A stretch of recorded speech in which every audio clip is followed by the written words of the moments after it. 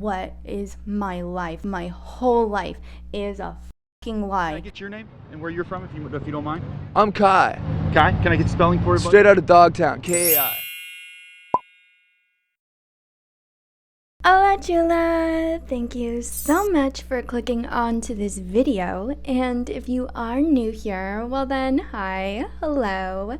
My name is Kai, and if you're coming back to my channel, well then, it's great to see you, babe. Here on my channel, I like to share my experience as a person who has left the Jehovah's Witnesses organization and what it was like to grow up in a high-control Christian cult. There is a lot of power in sharing your experiences, especially in something like leaving a cult, and I feel like the video that I have currently could be better, so this is a redo, a reimagination. I'm here to spill some tea. This is the story of how I left the Jehovah's Witnesses organization. Let's go! So I guess, like with any story, you just start from the beginning. My beginning is that I was born into a Jehovah's Witness family. Both of my parents were devout Jehovah's Witnesses who came from devout Jehovah's Witnesses families who also came from devout Jehovah's Witnesses families. And so that's like kind of the only way that they know. It's the only life that they've ever lived. I remember sort of just believing that everyone I knew was also a Jehovah's Witness. Then I realized that I was different, especially when they started talking about holidays. And I was like, wait, you guys celebrate holidays? Like, for real? I truly believed it. Like, I truly remember believing in the paradise. I didn't salute the flag at school, and I was taken out of the classroom when they were doing holiday activities. I was sort of proud for a while to be different. I felt like there was a secret that I had about the world or about God that nobody else had, and I felt like that just made me special. I was always really excited to have a part on the ministry school. Every week we would go to a meeting, and there's a theocratic school where you get up on stage and you give a talk or you're a part of a presentation. I was a girl, so I could only ever sit and have a fake Bible study with another girl, and that was the most I ever got to do. But I love the theater. I truly enjoy putting on a good show, and that was just perfect for me. If there's like a few positive memories that I do have about being a Jehovah's Witness, I think that it's probably that. I think that it helped me to be a person who's not afraid to publicly speak, and I think that that has really benefited me, especially in my career. And so thanks, I guess. And now I'm using that same voice to expose you. As I got a little bit older, I still believed it and I still like really held on to my faith, but I was definitely starting to notice some pain points that I had because I was different. For an example, I have a cousin who I was really close to, but her family was not, they were not witnesses. So my mom sort of like didn't want me to hang out with her so much because she just felt like it wasn't safe or like it wasn't right for me to like be close to someone who wasn't a witness, even though she was like dead ass my cousin. Like I always wanted to be able to like have her spend the night, but my mom would always be like, well, we have a meeting in the morning. We have to go in service in the morning, so you can't. I'm like, that sounds like a you problem. It's not out of the ordinary for a kid to like want those experiences. It just left a bad taste in my mouth that even though this person was my literal family, I couldn't be close to her. That just didn't sit right with me. I would also like have friends at school that I was really close to, like okay, I have always had some sort of codependent friendship with some girl, and any given time of my whole life. Again, you know, I would want to be close to them and do things with them, and I would talk to my parents about it, and they would say, well, your friend can stay the night if she goes to the memorial with us, which is like, you know, Passover service. So then I have to go back and pitch this situation to my friend, and I'm like, hey, if you promise to do this like weird thing for me, then we can have a sleepover. It makes me really happy that I was still able to have some of those experiences, even though I had to sort of finesse my way into them, which I really shouldn't have had to do in the first place. I was in the 6th or 7th grade, and that's sort of the same time that I like really started noticing boys and that became a major motivation for me to sort of distance myself from being the Jehovah's Witness girl. I was like starting to form my double life. In the organization, they have this concept for people who put on a show at the Kingdom Hall, but in secret, they're this whole other person who is sinning and not living according to Bible standards. I was a Gemini with a double life. I love that for me. Shout out to puberty, because it definitely pushed me forward in my journey towards waking up. Once I got to high school, I started working. So I was working at Starbucks, and a lot of times they would have me working on Saturday and Sunday mornings. And I loved that, because then I had like a legitimate excuse for why I couldn't go to meetings. Conveniently, oh gosh, you know, someone was sick, so they had to move the schedule. Oh my gosh, my manager forgot and she can't change it now. Oh my gosh, they were short-staffed, so I have to come in. Like, it was really great, just a really great excuse that I could pull out pretty much whenever I needed to get a break from that, you know, that life. At some point, I had created some social media pages that my parents didn't know about, and I was very secretive about everything. You know, I was deleting and re-downloading apps and deleting messages or saving people's phone numbers under different names. Just being a real sneaky sneak. Being online was sort of like my only window into what the outside world was really like. I just got to talk to people, and I felt like I was a normal person for once, and that sort of taught me what the world is like, or it just gave me a better picture of it, I guess. Enough for me to decide that I couldn't really see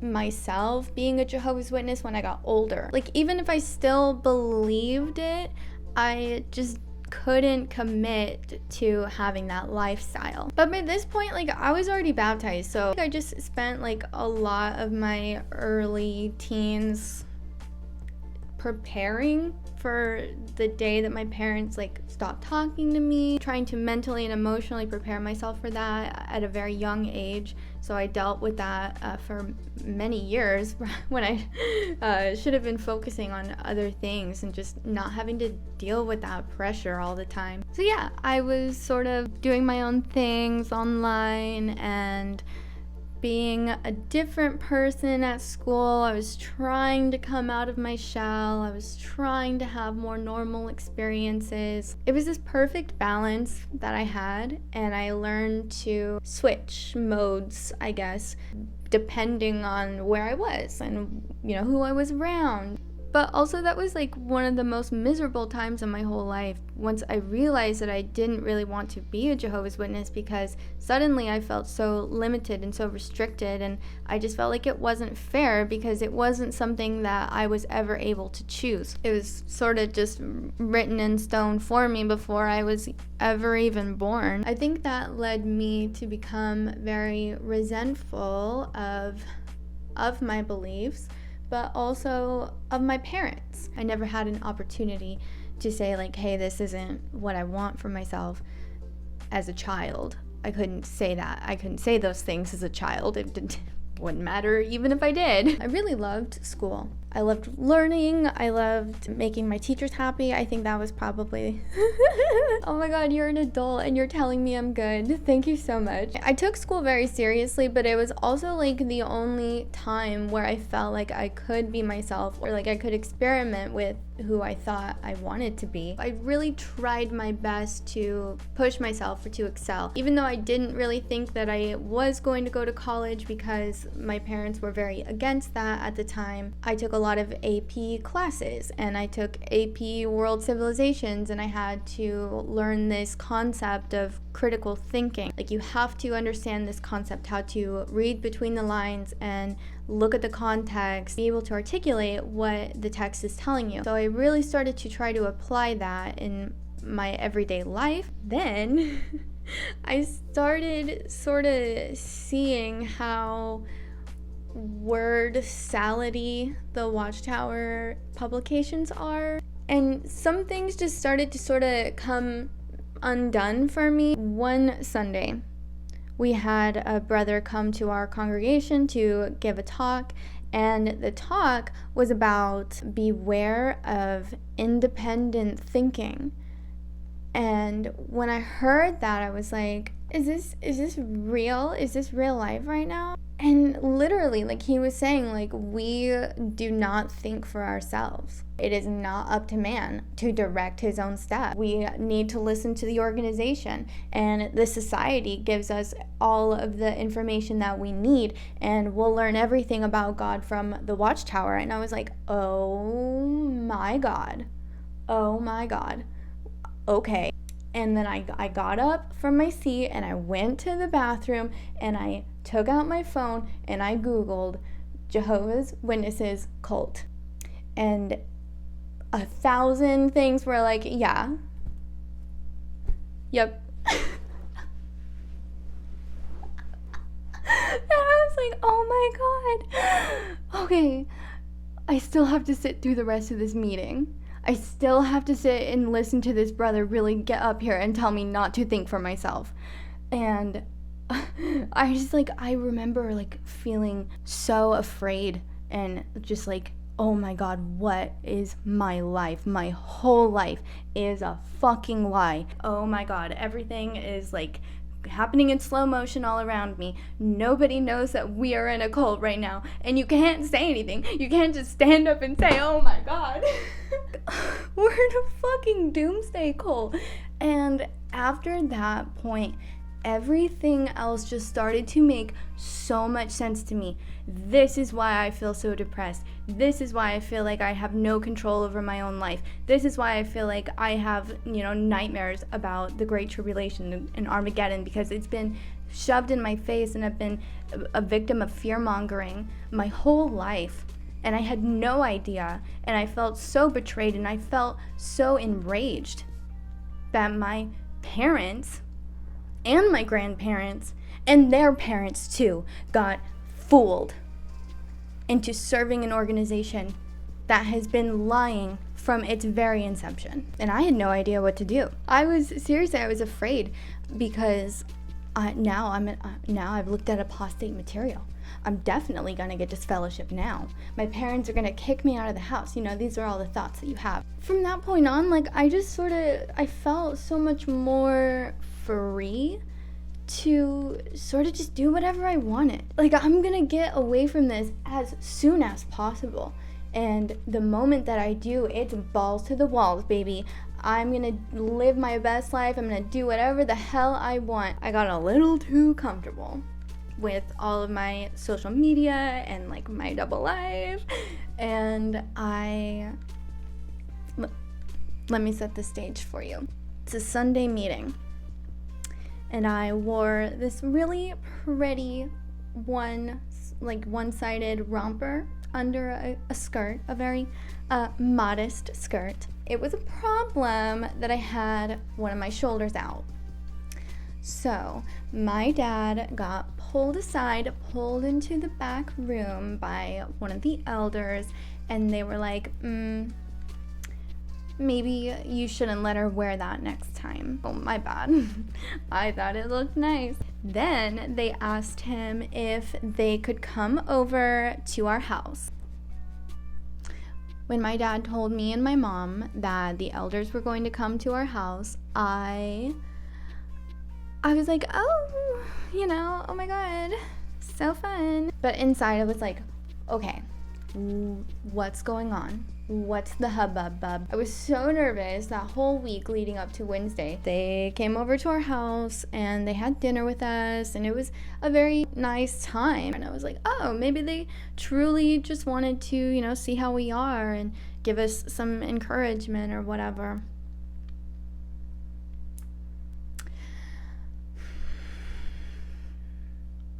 And then one of them gets up and goes out to his car, and then he comes back into our house with a manila folder, a whole manila folder, tosses it on our coffee table, and he says, do you have something you want to tell us?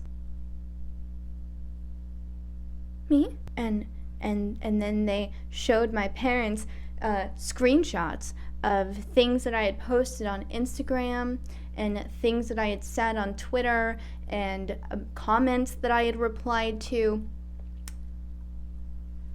And they were like, can you explain yourself? My parents were so confused because they had no idea that I had these profiles. They had no idea what I was doing at school, and this whole time they're thinking that I'm this goody good girl who is, reading her Bible. I just definitely wasn't who they wanted me to be. I mean, I'm still not what they want me to be. And I never will be, baby.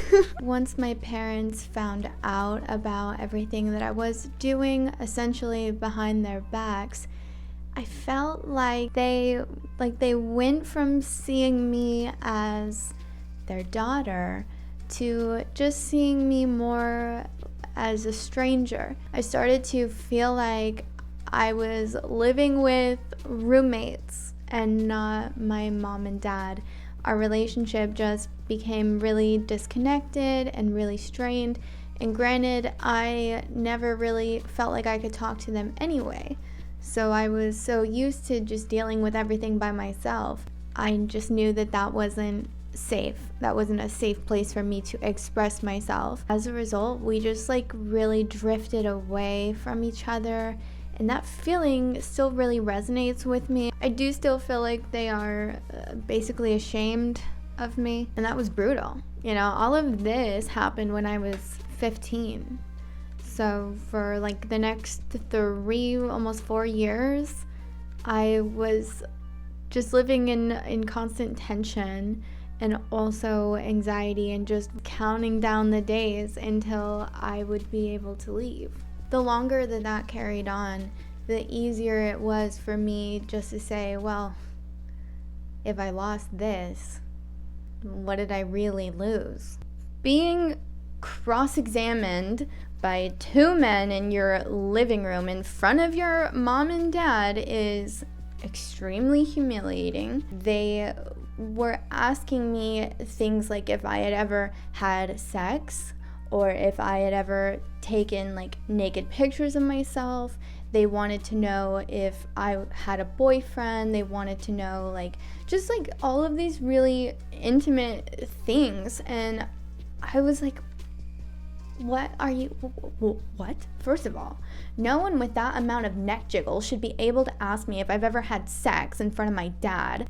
My parents weren't mad, but they were disappointed, and that feels 100 times worse. It was, I think, the only time that I've ever seen my dad cry, real tears, just one of the most humiliating experiences of my whole life. And I still really kind of can't believe that it happened. What I was posting on my social media profiles was considered to be risque, and I've gone back and revisited my old Instagram and everything, and I guess I do understand why. I mean, according to their standards, I definitely wasn't presenting myself as a witness, and therefore I had indeed brought reproach upon Jehovah's name. Now they asked me, they're like, what is this all about? you know, what's going on? Like, where's your faith at? I knew that I was done, and I knew that they were crazy, but I was like, I have to act.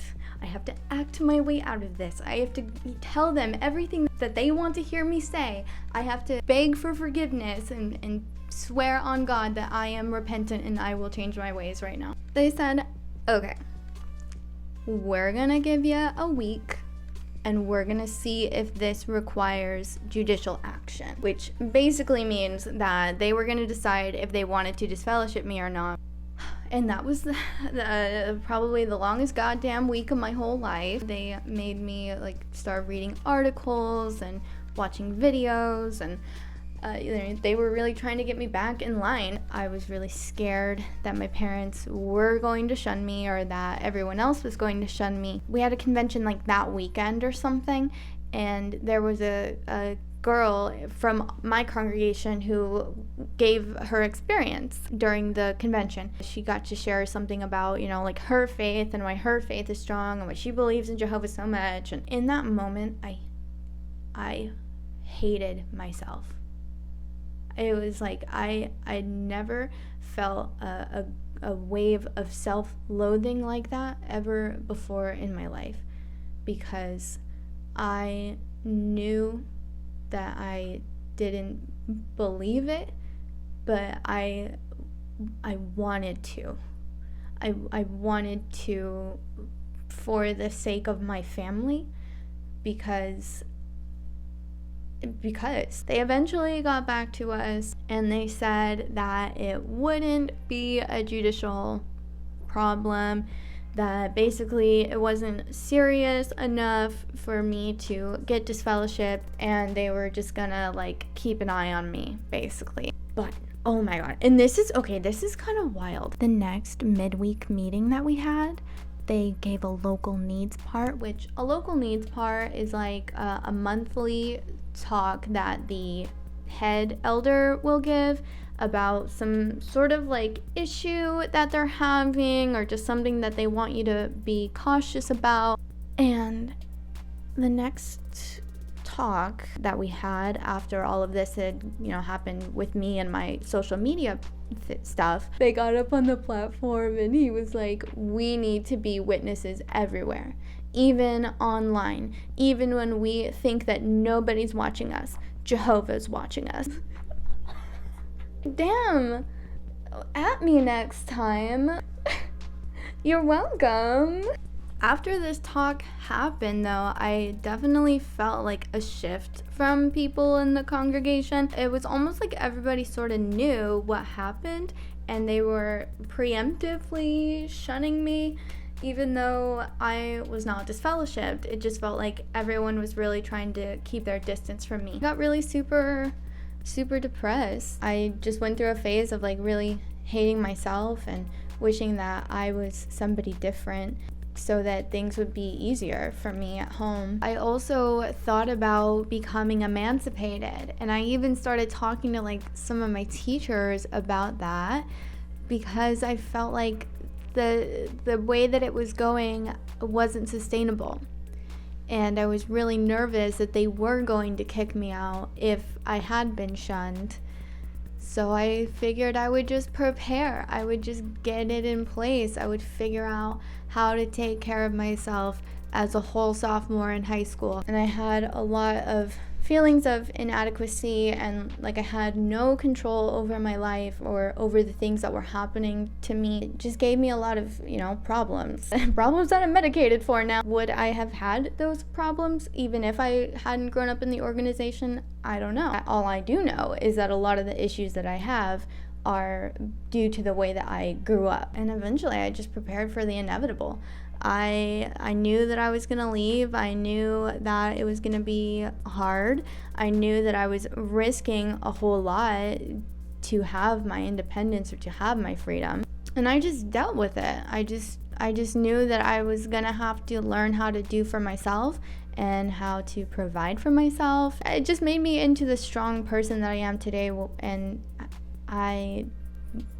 can I say that I appreciate it? I definitely don't think that I would be who I am today if it wasn't for the hardship of leaving the organization. Now, at a certain point, my parents were like, okay, obviously this isn't happening. Obviously there's no way that we can convince you that this is right. They sort of like kind of let off a little bit. They let me stop going to meetings. They let me pursue college, and they were temporarily supportive of all of that. They said, if you're gonna throw your life away, it might as well be for a good reason. I will always be grateful to them for that. Eventually, I just faded away, and I went to my last memorial in like 2015, 2014, and I never came back. I have never been disfellowshipped. I probably should be, and I could be for having my channel. But once I found out all of the ways that they're manipulating people and all of the experiences of people who have had their families taken away, well, I just don't feel like that's something that I could be quiet about. I don't feel like that's something that I could just turn and look the other way. And I used to have a lot of respect for my family's beliefs, and I would have always said that I would defend their right to believe whatever they want to believe, even if I think it's nonsense. And yes, in this country, they do have that right, and I will always stand up just because I think that that's critical to our society. But at the same time, it's like people's lives are legitimately being lost, literally and figuratively. People like my grandparents, people like my parents have lost decades, their whole life waiting for something that is never going to happen. The organization has predicted the end of the world 7 times. And each time they've swept it under the rug. And I was told that I would never graduate high school, that I would never grow up in this system, because this is the last day, the last of the very last days. And here we are in the year of our Lord 2022. And I'm a whole ass grown ass woman. And it hasn't happened yet. And they'll say, oh, it can happen at any time. It can happen in the middle of the night. And they're just fear-mongering people to stay in and to keep waiting. And once I heard about the history, and once I learned for myself like what is truly their intention behind the way that they teach and the doctrine that they have, it's just so obviously a cult. Like once you sort of get some distance from everything, and you can really see like how they really teach people that the only way to understand God, understand the Bible, is through the Watchtower organization. And I just think that that's not right. That's literally like the definition of the definition. You don't heed God's word, you heed the word of men operating in Warwick, New York. You're taking orders from a corporation. It's terrifying, honestly. Like, my parents believe it, hook, line, and sinker. And they really, really believe that they have the truth and that they're gonna be in paradise someday. I can't argue that away with them, because it is a deeply held belief that you can't let go of unless you want to let it go. Somebody could show you all the evidence in the world, but if you don't want to open your mind to actually see that, then you'll never see it. I think I have to come to that conclusion that it's not my job to wake up my family. It's not my job to wake anyone up, but it is my job to use my voice to make sure that other people don't get hurt, to make sure that other people can make their own informed decisions. Or just even to like help somebody who is already leaving know that, no, you're not crazy. No, this is exactly what you think it is. Like, trust your gut. Trust it and get the fuck out.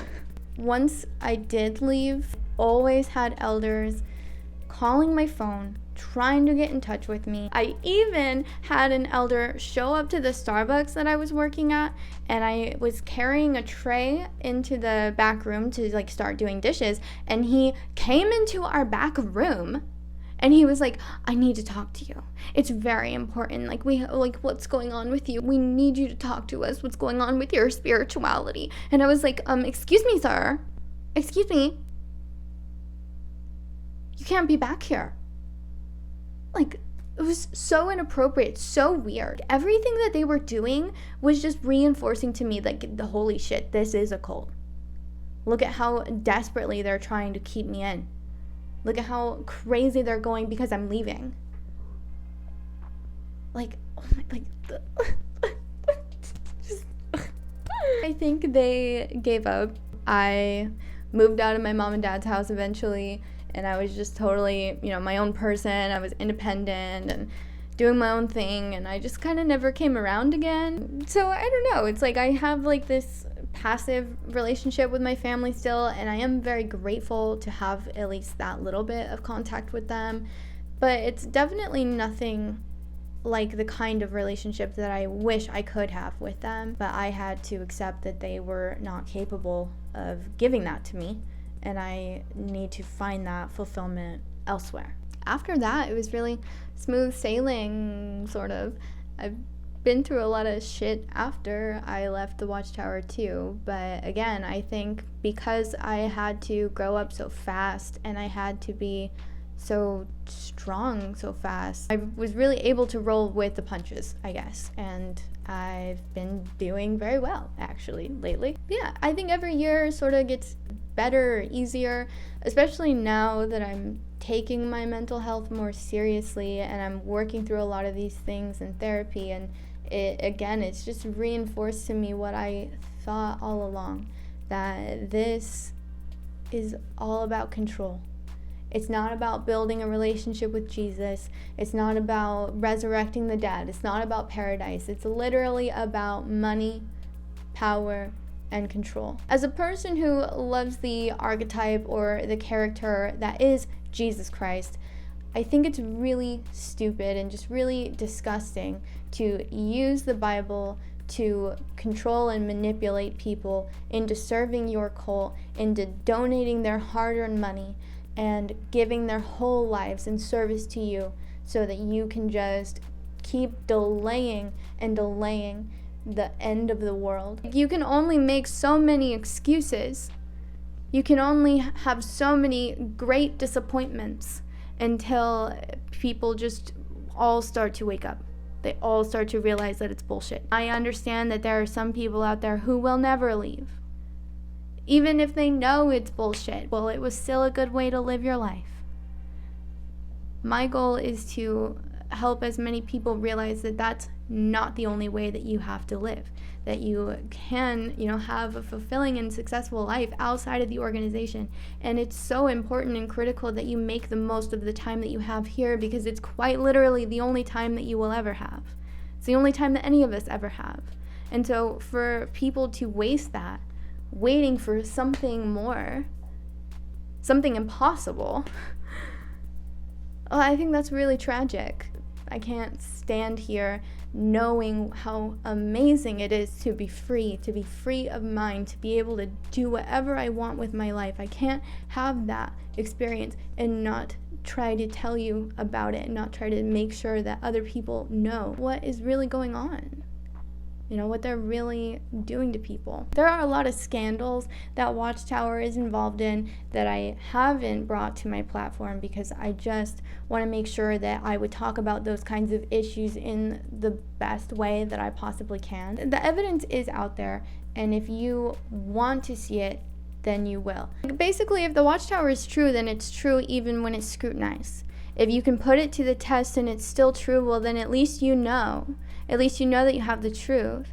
And if it's not true, well, then at least you know that. What harm could there be in testing your faith and making sure that what you believe is actually the truth? I think it's incredibly unfortunate that I basically had what is supposed to be the most carefree, wonderful time of your life. I had that taken away from me, stolen away from me, because I was just filled and so preoccupied with this fear that I lived with every day from the time I woke up to the time I went to bed. But I think that's why it's so important now to really foster your inner child. And I just try to live my life and try to develop myself further into being the kind of person that I would have looked up to as a kid. And that's really the best that I can do for myself. I can't go back and change the past. I can't give myself a better childhood, but I can build the foundation for me to have still a wonderful, beautiful life moving forward. More importantly, I also wanted to open up an opportunity to allow people in my audience to share their experiences as well. So I have a new email address. I'll put it in my description and in the pinned comment. So if you want to email me, I will read your story. Please let me know if you want to be anonymous or not. And I just want to get as many stories out there because I don't think the greater population is aware of the issues that Watchtower has.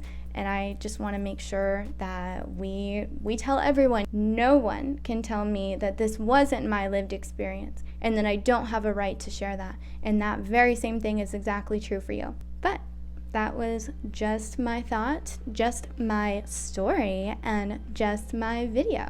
So if you like this video, then you can leave it a like. And if you like me, then you can subscribe to this channel where I will be talking about whatever I want, whenever I want, because this is my channel and that's what we do here, babies. So subscribe!